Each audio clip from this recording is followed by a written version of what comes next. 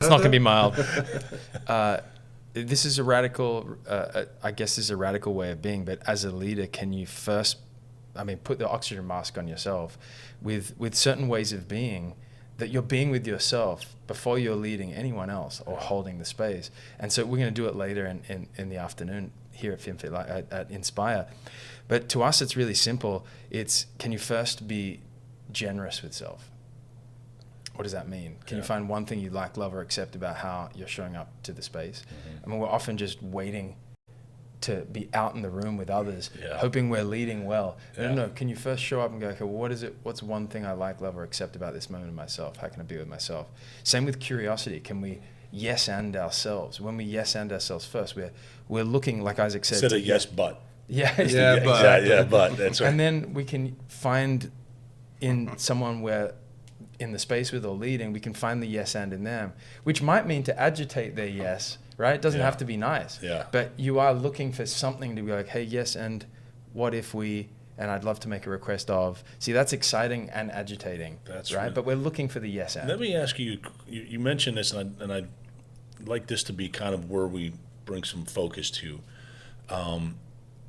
Your identity. You mentioned identity and you know who you are, and there are so many people, especially I mentor some people and I'm pretty active in our community, and there seems to be a loss of identity. People don't really know who they are.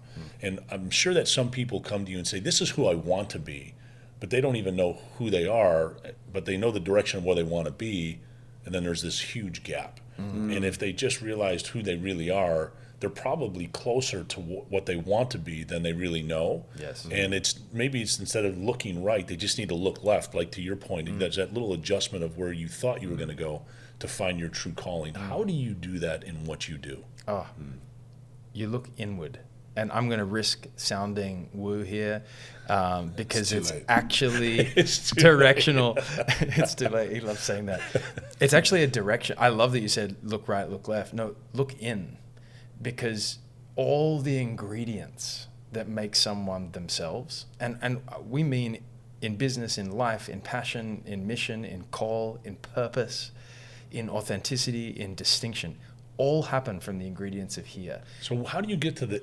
Because if it is, then you have to ask. You have to ask the question, like, what are you asking yourself then to get those? And if we dare answer that, then we've crossed the boundary. But we'll try by asking. The best answer to that is fantastic question. I've heard you.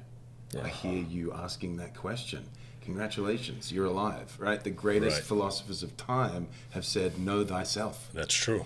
But they didn't tell you how, right? So each person has a way, and it is by finding what they love, right? Yes. So what do you love? What moves you? That's a great... What do you love, right? What moves you? What moves you? And let's unpack move. Let's unpack move. Move means a part of your biology. Let's go now more like somatic almost science. Cellular, We're talking, and if we are vibration, cells buzzing, because we are. It's music, after all. Every cell of us. Our cells in our body, in our biology, are waiting to be moved. A lot of people aren't asking what moves me. They're just trying to play along. They're too caught up in, they're too locked up in what they went through in childhood. They're trying to look good, sound good, get along, trying to make life work.